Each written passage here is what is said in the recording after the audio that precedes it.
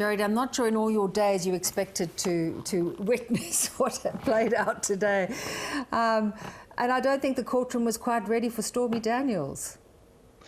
No, that was quite a spectacle. I don't think when I took on my position doing research on the United States, I expected to do to read these details, but this is where we are in U.S. politics right now. I think it's important to note, though, that as much as we are all familiar with Stormy Daniels at this point, and all too familiar, she's not actually central to the prosecution's case in this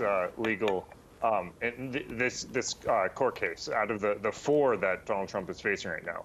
I mean, there were 5 hours of testimony today, and within 30 minutes it got very personal very quickly.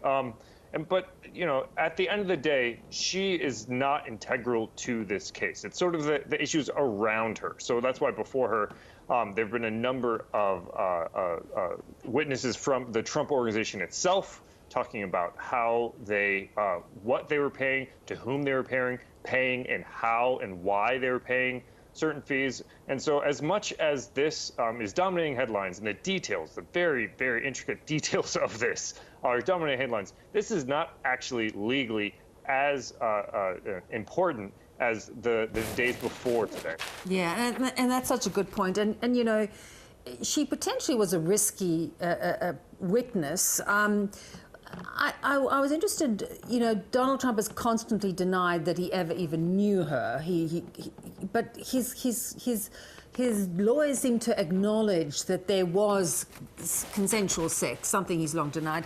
Will that impact it won't impact the legal case, but will there be political fallout for him now that it's kind of been acknowledged?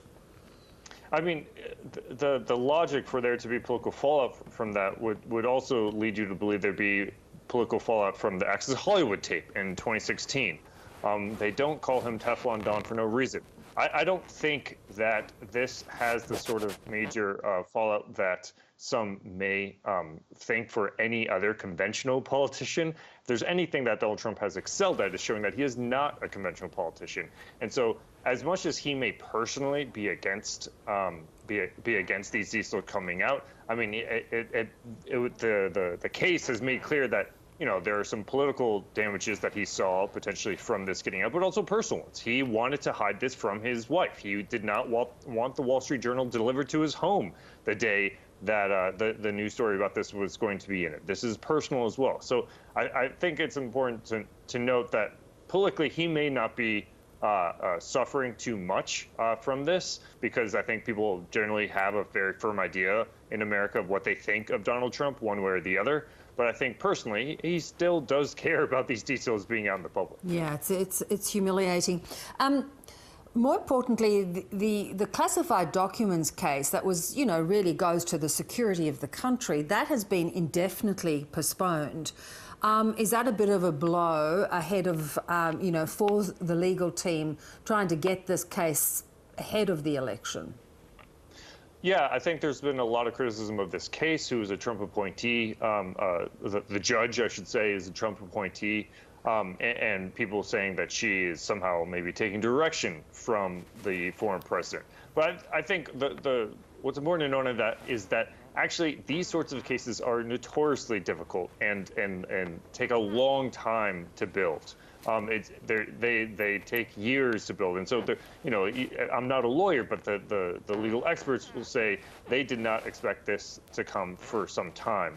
Looking at 2025, if not beyond. It takes some time to build up these very detailed cases in regards to the classified documents, regardless of the fact that in many ways the case against the former president with the classified documents could not be more direct and clear and really a potentially negative outcome for the former president. Yeah. Unsurprisingly, TikTok's parent company ByteDance is legally challenging the government's plans to force the sale or ban of the social media giant. What are its chances of success legally?